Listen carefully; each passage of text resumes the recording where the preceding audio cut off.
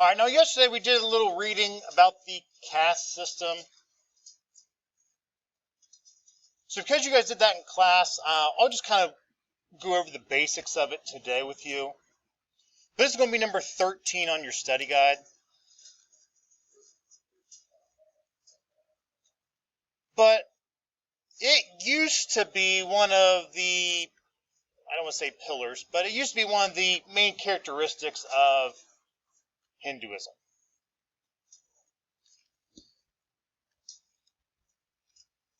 And the caste system is going to work by separating people based off of their status, occupation, and wealth.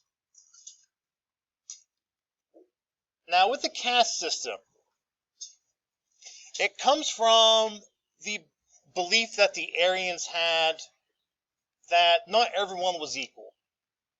The Aryans believed that there were just some groups of people that were naturally better than others, and that not everyone should be treated equally. But the big thing with the caste system is that it's something that you're going to be born into. There's absolutely no way to change your caste. So, whatever caste you are born into, it's going to be based off of your parents. Okay, so whatever caste your parents were in, it was the same one that your grandparents were in, and your great-great-grandparents were in, so on and so forth. What's that? Skin color was one of them, but not really the main. Okay, it was one of the characteristics that people used to originally separate people, but there were others involved. But after that, kind of went with their status and wealth and occupations. So, to kind of make a little example for you, think of it this way. Whatever your parents do now for a living, whatever their job is, in the caste system, odds are that's what your job is going to be when you get older. When you have children, your children are going to do that same job. Okay, so on and so forth. There's no way to really leave that caste. Whoever you're friends with will be in the same caste as you. The people that you'll date and marry will be in the same caste as you. There's not really any way to leave your caste. And to do so would be considered extremely bad karma. So, for example, I always like to poke fun of Aladdin. Okay, the Disney movie Aladdin. So in good old Disney movie Aladdin, you have the boy Aladdin. He sees the Princess Jasmine, falls in love with her, whatever. What's he ask the genie for? Make him a prince, right? Okay, because he knows that she won't date outside of her caste, so in order for him to have any type of chance with Jasmine, he's also got to be a prince. He's got to be in that same caste. Now, obviously, there's no such thing as genies in a lamp, whatever, but, every Disney movie ever has lied to you. There's no way that someone would break their caste, okay? The amount of bad karma that it would bring you and your family, people just didn't do it. So, with your caste, it really kind of determined what kind of jobs you can have, but there wasn't going to be any outside friendships or dating or anything outside of that caste. Another good way to think of it is, here in our social system, you can be born into a poor family here, go to school, get good grades, earn scholarships to go to college, get a good job, make lots of money, be rich. Okay, we can go from being in a we can go from being poor to rich here through, work, whatever else. We can go from living in poverty to living in mansions. Okay, it happens. In the caste system, absolutely not. There's no way to advance your caste at all whatsoever. So you're kind of stuck in whichever one that you're in. Now, there's going to be a fifth group that doesn't really fall into this caste system. They're going to be called the Untouchables. They're given that name because you're not supposed to have any interaction with them at all whatsoever. Even to step in their shadow is considered to be bad karma. So the interactions that you have with people. So for example, let's take a look at this chart real quick. This shows some of the basic castes within the caste system. So at the very top, the highest caste you could be was a priest.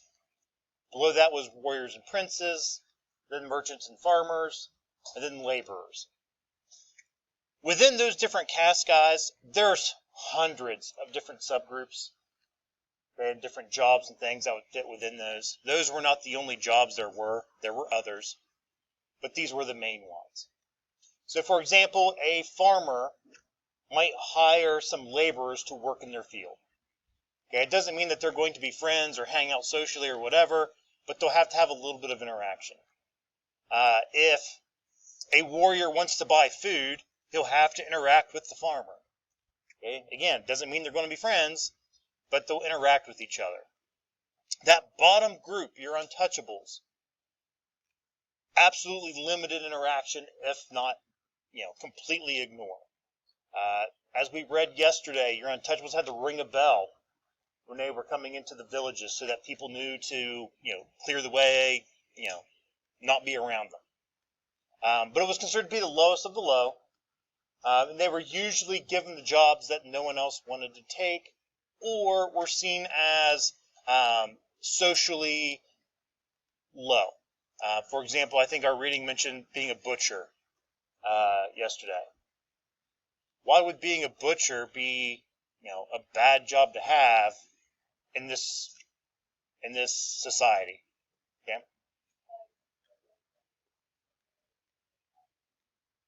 Very good. They believed that animals were sacred.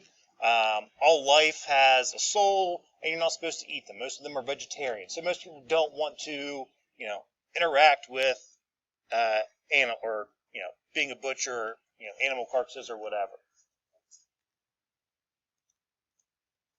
Yeah, so like the last thing about that is, when you're within your caste, okay, even as a small child, you were always taught that, you stay within your caste, because you're taught that you are better than the people that were below you. So for example, let's say we were all the children of farmers. We're taught as kids that we are just naturally better than the laborers. That's just the way it is. You're better than them. You don't want to associate with them because you're better than that. But at the same time, we're also taught that, hey, you know that Warriors Prince group ahead of us? Look, they're better than us. We get it. Don't insult them by trying to talk to them. Just leave them alone. Whatever. So each group is taught that they're better than, worse than the group above and below them. And to go outside of your group or outside of your caste is extremely bad karma. So it's not something that you want to risk, okay, no matter what the Disney movies told you, that you're not going to swing, try to associate, be friends with people above you, and you're too good for the people below you. So there's just not going to be that interaction back and forth. Yeah, so I didn't put the number on this one, but on your study guide, this is number 14. I do want you to copy down this pyramid. If I were you guys, I would list all the caste first, top to bottom like this, and then maybe just draw the pyramid around it. It might be the easier thing to do to make sure you're able to write the whole word in. But to repeat, just at the very top is your priest. Your priests are considered to be the closest to Brahman. They're the closest to reincarnating out of the cycle. It's number 14.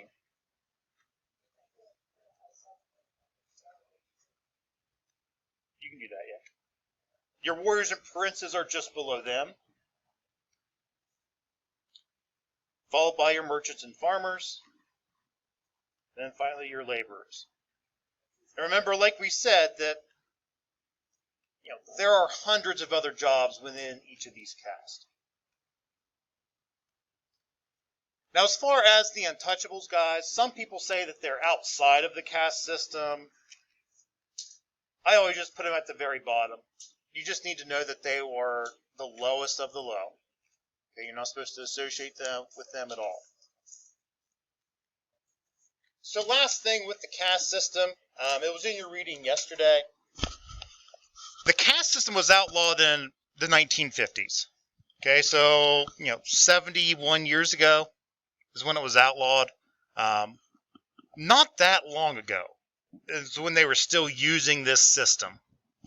So if you think about it, they've been using this caste system for 1,500 to 2,000 years, like pretty consistently. If you've been someone who's been in that lower caste as a laborer or an untouchable for that long, and generations and generations and generations of your family have been in that caste, do you think it's going to be easy for people to kind of give up this caste system right away? No. Okay, you've been taught your whole life that you're better than or worse than these other groups of people. That's just not something that goes away overnight. You can compare it to racism here in the United States. We've outlawed a lot of that stuff a long time ago, but does it still exist? Absolutely. So with this caste system, even today, this was outlawed 70 years ago. It's still kind of a thing that it does still kind of exist over there. There are still people who have a hard time finding work or getting jobs, or different social barriers that they face because of this caste system. So even though it was outlawed, it obviously just didn't disappear overnight. It is still kind of a thing in India. All right, now, eventually that Aryan group is going to move and spread out from the Indus River Valley and start spreading all throughout India and forming different empires. Now, a lot of these different empires will eventually break up and form very small kind of mini kingdoms within India. But the important part about this time period is really just the Emperor Ashoka. He was a Mauryan emperor that was the first to kind of unify a lot of these smaller kingdoms. But he's also going to be a big spreader of a new religion called Buddhism, which we'll get into tomorrow.